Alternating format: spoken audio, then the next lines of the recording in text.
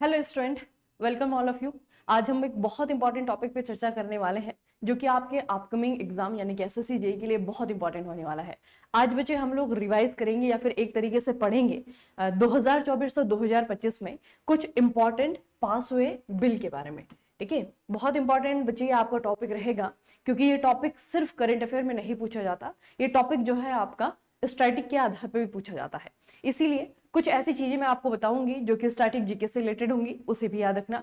कुछ ऐसी चीजें हम लोग देखेंगे जो कि करंट अफेयर्स के लिहाज से इंपॉर्टेंट है, उसे भी याद रखना। ठीक है, चलिए स्टार्ट करते हैं। पहले बच्चे 2024 का जो साल था, आप सभी को पता है कि 2024 में इलेक्शन हुए थे, तो नई लोकसभा जो है बनी है। कौन से नंबर की लोकसभा बनी है? यह आपकी है 18th लोकसभा यानी कि 18वीं लोकसभा। ठीक है, अब 2024 की लोकसभा की अगर हम बात करें, ये फिर 2024 के संसद की बात करते हैं कि इस समय जो है आपका टोटल 16 बिल पास हुए हैं। क्या हमें 16 के 16 बिल याद रखने हैं? नहीं, सारे 16 बिल हमें याद रखने की जरूरत नहीं है। कुछ इंपॉर्टेंट बिल हैं जिनकी चर्चा नेशन वाइड बहुत ज्यादा हुई है, सिर्फ हमें वही याद रखने हैं क्योंकि एग्जाम के दृष्टिकोण से वही इंपॉर्टेंट होते हैं। ठीक है, अब लोकसभा की बात करते हैं बच्चे। लोकसभा जो है आपका 5 साल के बाद में भंग होती है, आप सभी को पता है, और 5 साल के बाद में एक नई लोकसभा की शुरुआत होती है। तो ये जो है आपकी 18वीं लोकसभा का पहला सत्र जो है आपका था। और राज्यसभा की अगर हम बात करें तो ये परमानेंट हाउस है, इसको कभी भी जो है आपका भंग नहीं किया जा सकता, इसीलिए 2024 में राज्यसभा का 264वां सत्र जो है आपका स्टार्ट किया। लोकसभा का पहला सत्र और राज्यसभा का 264वां सत्र। अब जब बच्चे आपका सेशन स्टार्ट होता है तो आप सभी को पता है कि जब चुनाव होते हैं, जब देश में चुनाव होते हैं, लोकसभा का चुनाव, तो उस दौरान जो है लोकसभा काम नहीं कर रही होती है ना, क्योंकि चुनाव के बाद में कोई और सरकार आएगी। तो चुनाव के बाद में जब तक नई सरकार आती है, जब तक नई सरकार के जो मंत्री हैं वो अपने पदों की शपथ लेते हैं, जब तक लोकसभा का निर्माण नहीं हो जाता, तो कुछ समय के लिए जो ट्रांजिशन फेज होता है उस समय क्या किया जाता है, जो सबसे वरिष्ठ व्यक्ति हैं या फिर सबसे एक्सपीरियंस्ड व्यक्ति हैं उनको जो है अपॉइंट किया जाता है प्रोटेम स्पीकर के रूप में। और इन्हें अपॉइंट किसके द्वारा किया जाता है? भारत के राष्ट्रपति के द्वारा। ठीक है, कौन सी आर्टिकल में ये आपका आता है? आर्टिकल 95 का 1। तो आपको पूछा जा सकता है कि 18वीं लोकसभा में प्रोटेम स्पीकर के रूप में किसका चुनाव हुआ था? तो इनका नाम याद रखना, भर्तृहरि मेहताब। ठीक है, भर्तृहरि मेहताब को हमारी जो प्रेसिडेंट हैं उनके द्वारा प्रोटेम स्पीकर के रूप में चुना गया था। उसके बाद में आता है, ये तो बच्चे आपके प्रोटेम स्पीकर हैं, टेम्पररी टाइम के लिए रहेंगे। उसके बाद में अगले 5 सालों तक लोकसभा के स्पीकर होने के लिए होता है इलेक्शन। उस इलेक्शन को सर्वसम्मति से जो है आपका जीता किसने? श्री ओम बिरला ने। इसीलिए वर्तमान में भी हमारे जो स्पीकर हैं लोकसभा के वो है ओम बिरला। ठीक है, तो इतना जो है मैंने आपको संसद के बारे में या फिर लोकसभा के बारे में स्टैटिक चीजें बताई। उसके बाद बच्चे आपको क्या याद रखना है? कुछ इंपॉर्टेंट पेश हुए बिल।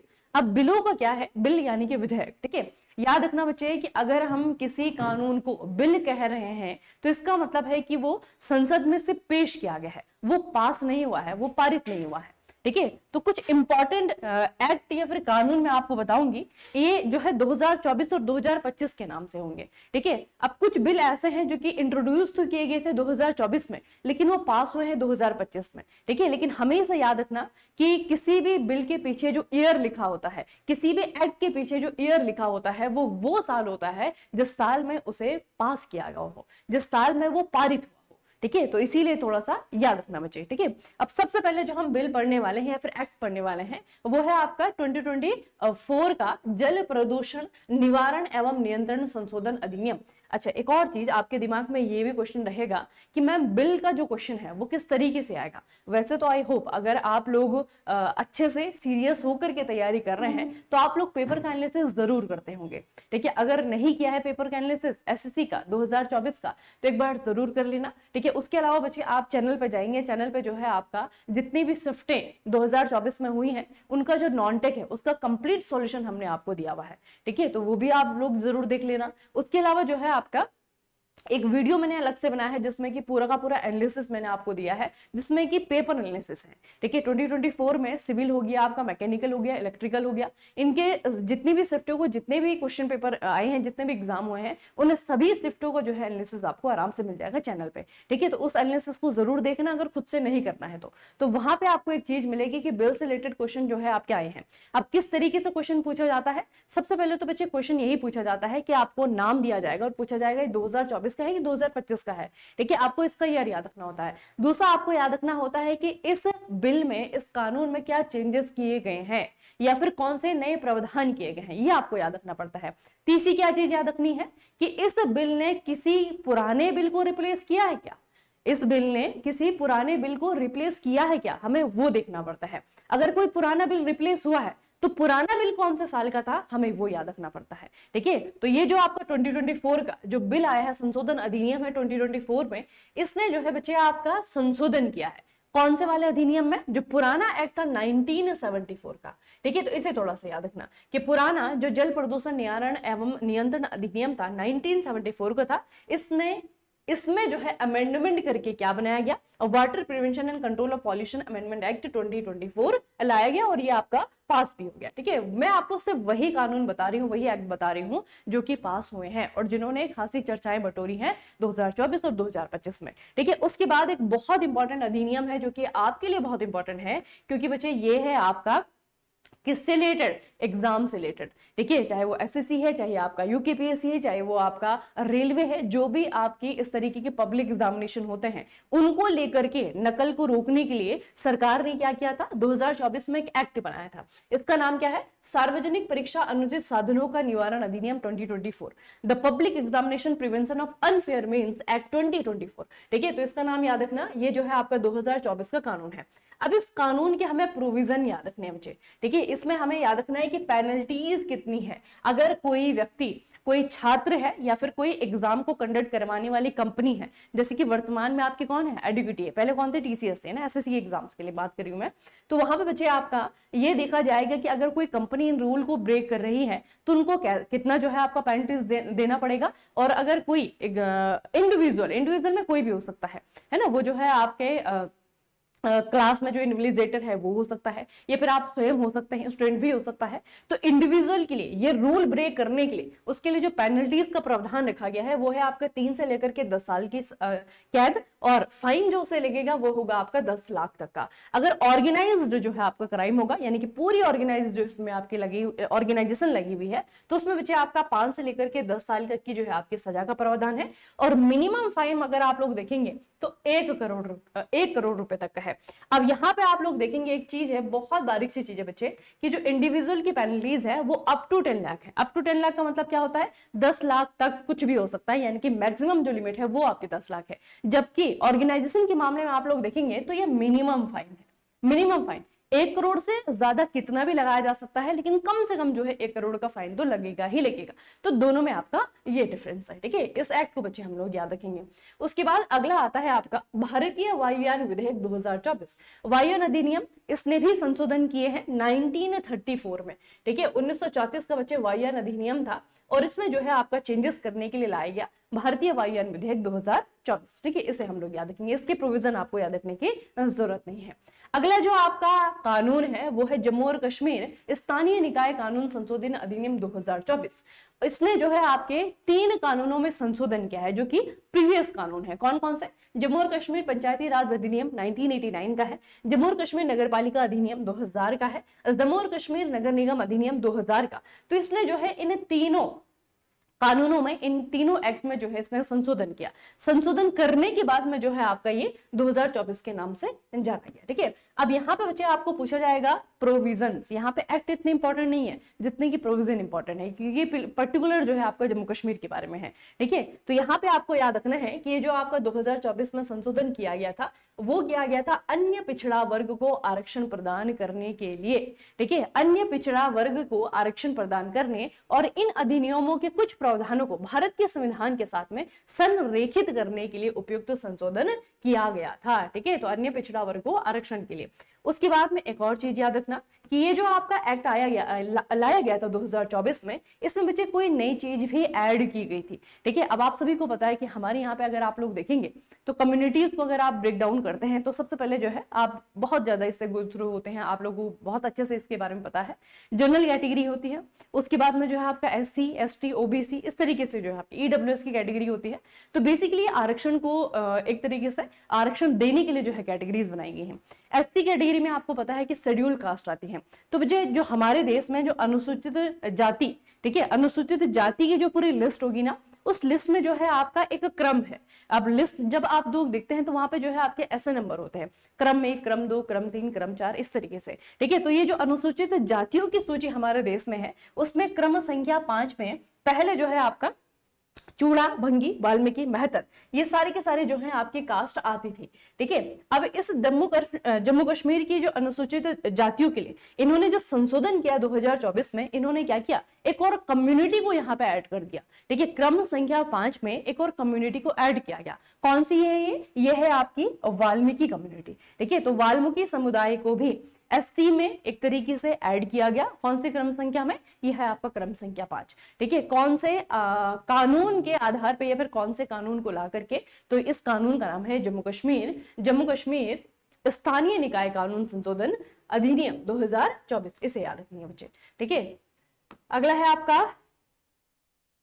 अच्छा तेल क्षेत्र विनियमन एवं विकास संशोधन विधेयक 2024, भी बहुत इंपॉर्टेंट है। इसमें जो मिनिस्ट्री है वो है आपका पेट्रोलियम और प्राकृतिक गैस। ठीक है, हर विधेयक को बच्चे, हर कानून को, हर लॉ को इंप्लीमेंट करने के लिए हमारी सरकार ने जो है क्या बनाए हुए हैं, अलग अलग डिपार्टमेंट बनाए हुए हैं, अलग अलग मिनिस्ट्रीज बनाए हुए हैं। ठीक है, तो ये जो आपका विधेयक है, ये जो आपका कानून है तेल क्षेत्र विनियमन एवं विकास विधेयक, ये भी आपका पास हो गया है, ये आपका एक्ट बन गया है। इसके तहत क्या किया गया, 1948 में जो पुराना अधिनियम था इसी नाम से, उसमें कुछ चेंजेस किए गए। ठीक है, अब चेंजेस क्या किया गया, जो खनिज तेल है बच्चे, इस पुराने कानून में जो खनिज तेल की डेफिनेशन थी उसमें खनिज तेल का मतलब सिर्फ होता था पेट्रोलियम और प्राकृतिक गैस। ठीक है, खनिज तेल का मतलब है सिर्फ पेट्रोलियम और प्राकृतिक गैस पुराने वाले अधिनियम में, लेकिन नया संशोधन अधिनियम ला करके उसकी डेफिनेशन को ही चेंज कर दिया गया।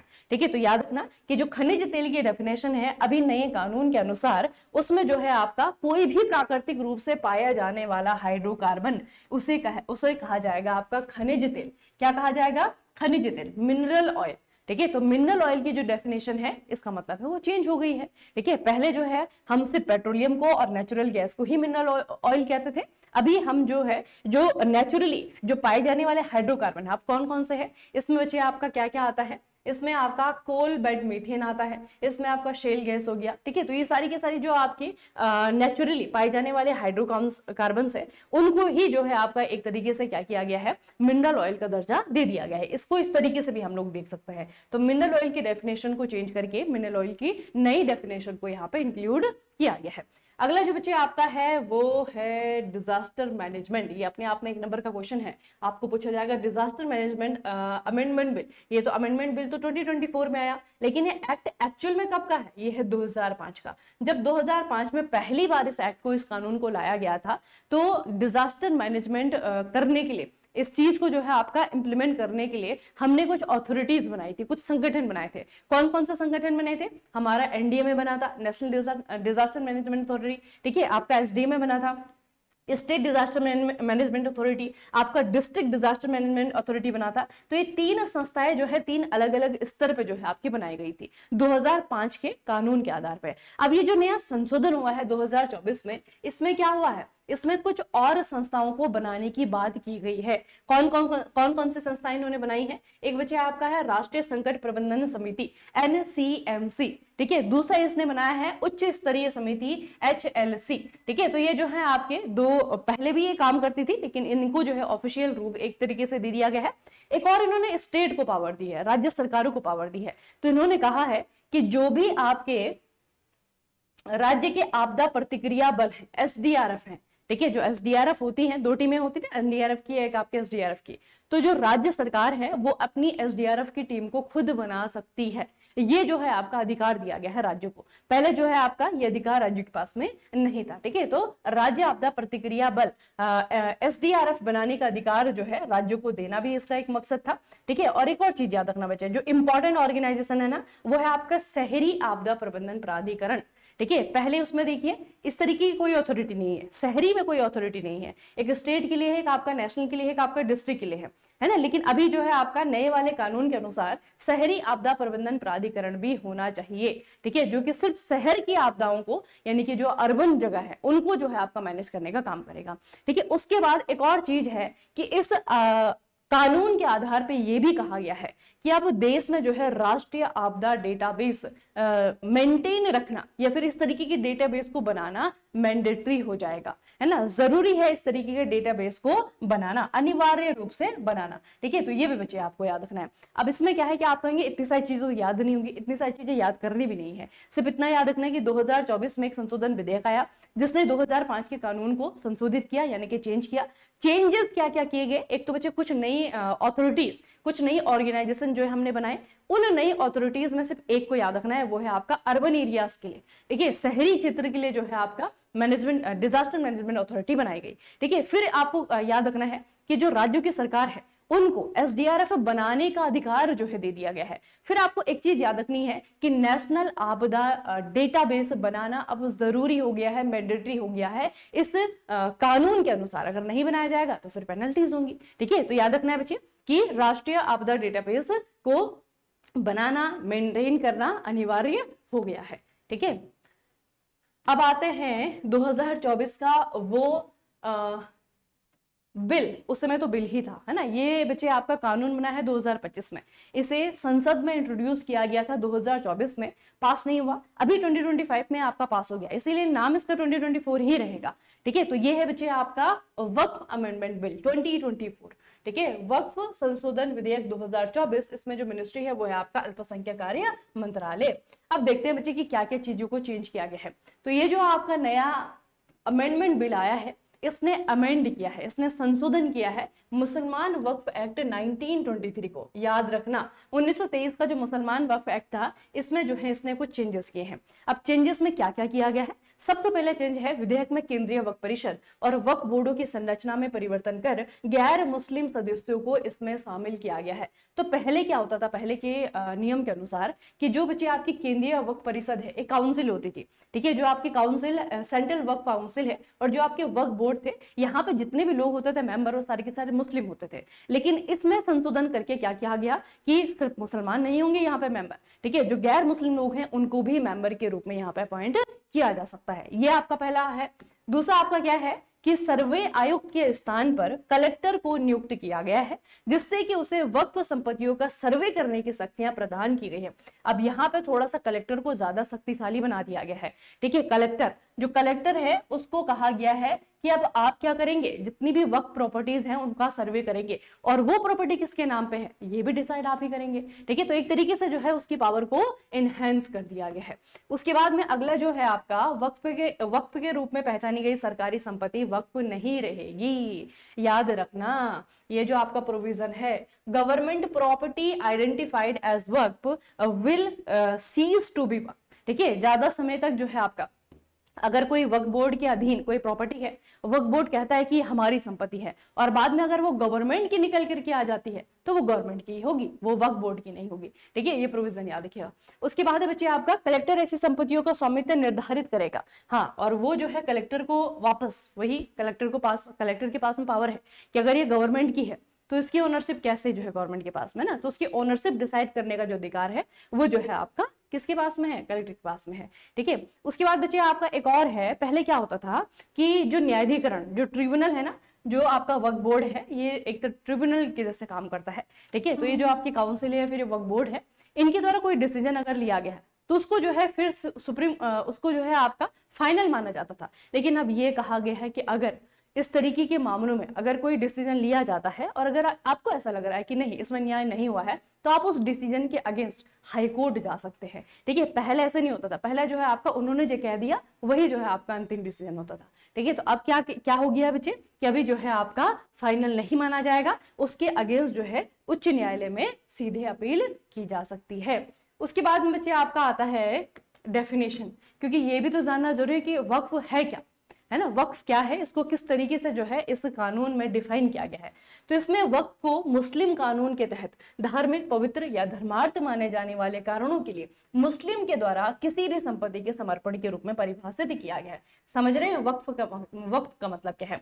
वक्फ का मतलब है यदि किसी मुस्लिम के द्वारा अपनी कोई संपत्ति को धार्मिक कार्यों के लिए वो समर्पित कर देता है, एक तरीके से डोनेट कर देता है, तो उस प्रॉपर्टी को जो है वक्फ कहा जाता है। ठीक है, समझ गए?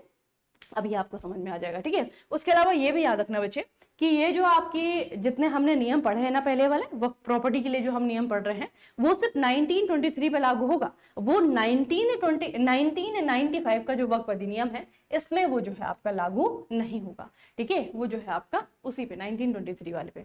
चलिए अगला पढ़ते हैं हम। बॉयलर एक्ट आया है, बॉयलर एक्ट है आपका 2024 का, और इसने 2023 का जो बॉयलर एक्ट था उसको पूरी तरीके से रिप्लेस कर दिया है, ठीक है। तो बॉयलर एक्ट पहले भी था हमारे पास में 2023 का, ठीक है।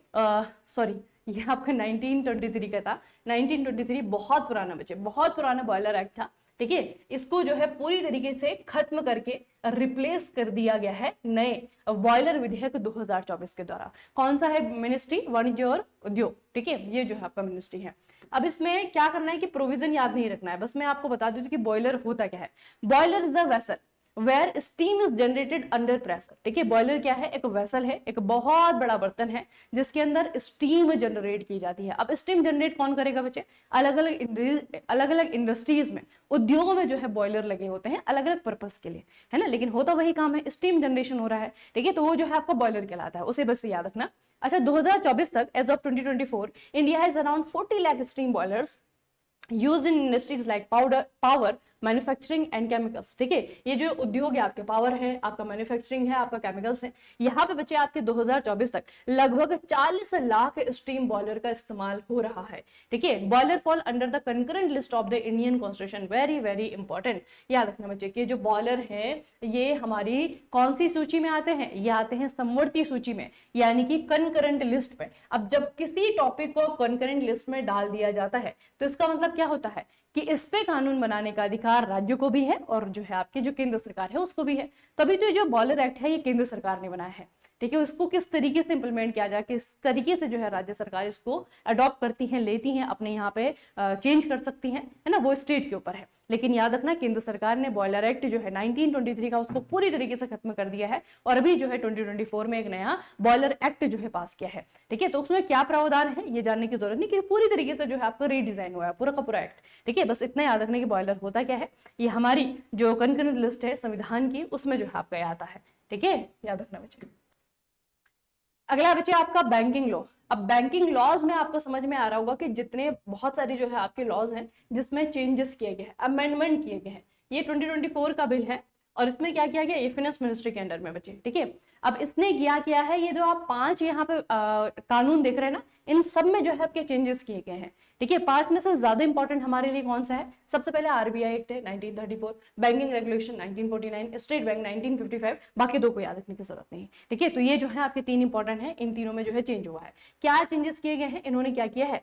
फोर्टनाइट की डेफिनेशन को चेंज कर दिया, पखवाड़ा हिंदी में कहेंगे पखवाड़ा, 15 दिन का समय को जो है फोर्टनाइट कहा जाता है, ठीक है। तो नई जो फोर्टनाइट की डेफिनेशन है उसके अकॉर्डिंग इन्होंने क्या कहा है कि 1 तारीख से लेकर के 15 तारीख तक ये जो है आपका एक फोर्टनाइट है, फिर जो है आपका 16 से लेकर के महीने के अंतिम दिन तक। अब अंतिम दिन में आपको पता है क्या होता है? अंतिम दिन में कभी जो है 30 होता है, कभी जो है 31 होता है, लेकिन चाहे 30 हो चाहे 31 हो, 16 से लेकर के जो लास्ट डे होगा, last day of the month होगा, वही जो है आपका फोर्टनाइट के रूप में डिफाइन किया गया है, ठीक है। तो ये डेफिनेशन जो है इन सभी में जो है आपके चेंज हुई है। इनमें से सबसे इंपॉर्टेंट जो है 3 एक्ट है उनको आप लोग याद रखेंगे। अगला बच्चे कौन सा है? अगला है आपका त्रिभुवन सहकारी विश्वविद्यालय विधेयक 2025, वेरी वेरी इंपॉर्टेंट। मिनिस्ट्री आपका गृह मिनिस्ट्री आपका गृह मंत्रालय है। यह विधेयक ग्रामीण प्रबंधन संस्थान आनंद गुजरात को त्रिभुवन सहकारी विश्वविद्यालय के रूप में स्थापित करने का प्रयास करता है। अच्छा, उसके अलावा currently IRMA is registered as a society Tribhuvan Sahkari Vishwavidyalaya as a society, sorry इसे बच्चे याद रखना, ये बहुत इंपॉर्टेंट है। आनंद गुजरात बहुत फेमस है आपका, किसके लिए? ऑपरेशन फ्लड यहाँ पे आपका स्टार्ट हुआ था, यानी कि व्हाइट रिवोल्यूशन है ना, ये जो है मिल्क प्रोडक्शन के लिए बहुत इंपॉर्टेंट है। तो यहाँ पे बेसिकली एक सोसाइटी थी पहले IRMA, ठीक है, यहाँ पे एक सोसाइटी थी IRMA यानी कि ग्रामीण प्रबंधन संस्थान। इसको जो है आपका, इसका नाम जो है आपको चेंज हो गया है, ठीक है। तो इसका नाम चेंज करके क्या किया गया है? इसका नाम जो है आपका चेंज करके किया गया है त्रिभुवन सहकारी यूनिवर्सिटी। अब यहाँ से क्वेश्चन जो है एक्ट से तो बहुत कम यहाँ से चांसेस लग रहे हैं मुझे बनने के, लेकिन हाँ इतना जो है आपका सिंपल सा क्वेश्चन बनेगा कि त्रिभुवन सहकारी यूनिवर्सिटी है किधर? तो याद रखना आपको, ये आपका आनंद गुजरात में है, ठीक है, याद रखना बच्चे। ये भी आपका बिल हो गया पास।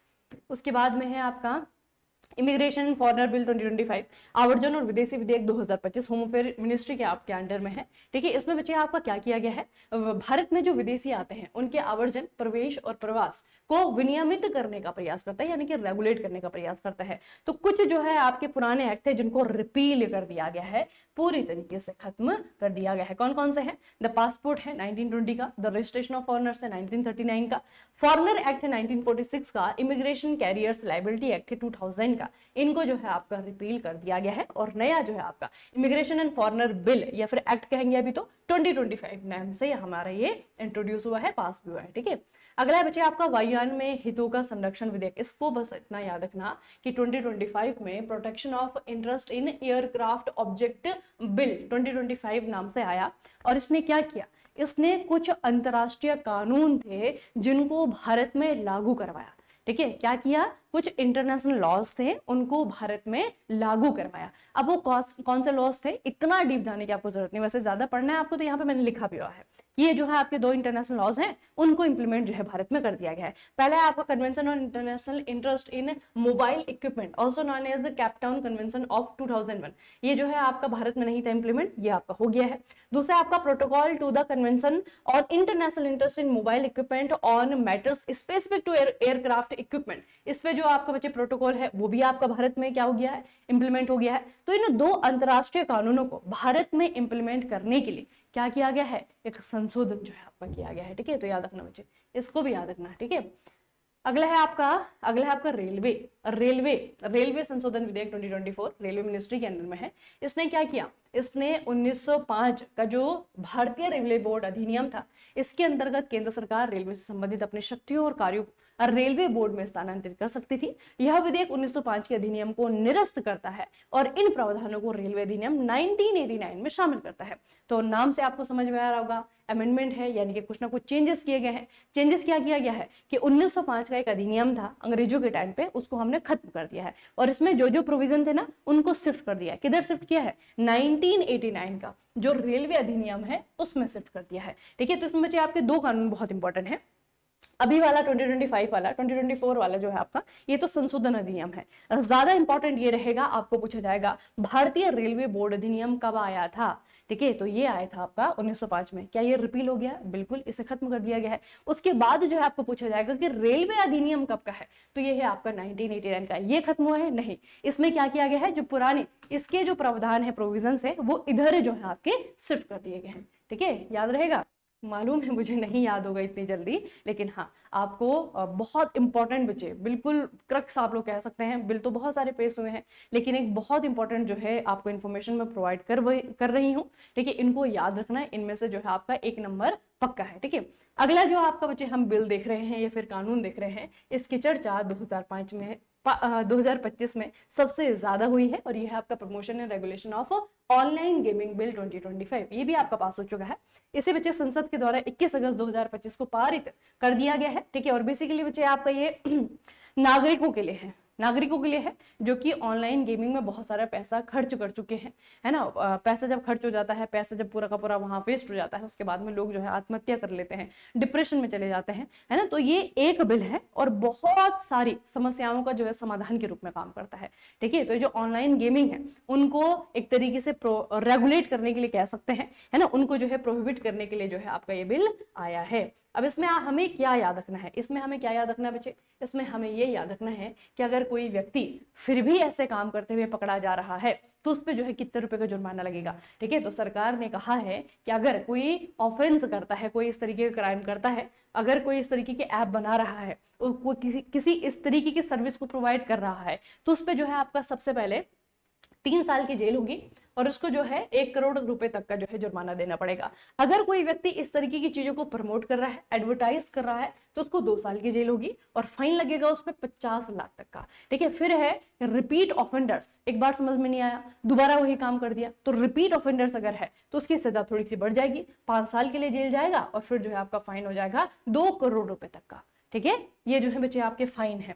उसके बाद में एक और बहुत इंपॉर्टेंट चीज आपको पूछा जाएगा कि 2025 का जो ऑनलाइन गेमिंग रेगुलेटिंग एक्ट आया है, उसमें जो सजाएं हैं उसमें जो एक तरीके से जो सजा दे रखी है वो किस प्रकार की है, तो उस सजा का जो प्रकार है वो है आपका कॉग्निजेबल और नॉन बेलेबल। इसका मतलब क्या होता है? इसका मतलब ये होता है कि अगर किसी व्यक्ति पे इस तरीके की चीजों का आरोप है तो एक तो पुलिस बिना वारंट के इस तरीके के लोगों को गिरफ्तार करके ले जाएगी, है ना। ऐसा नहीं कि पहले वारंट दिखाओ, वारंट नहीं, ठीक है, बिना वारंट के इस तरीके के लोगों को जो है गिरफ्तार करके ले जाएगी। उसके बाद में अगर वो व्यक्ति गिरफ्तारी में है, पुलिस ने उसे अरेस्ट कर लिया, उसके बाद में उसको जो है बेल का भी राइट नहीं होगा, ठीक है। नॉन बेलेबल का मतलब क्या होता है? उसको जो है बेल का भी अधिकार नहीं होगा, ठीक है। तो इस तरीके की सजा, कड़ी सजा का जो है आपका प्रावधान किया गया है, ठीक है।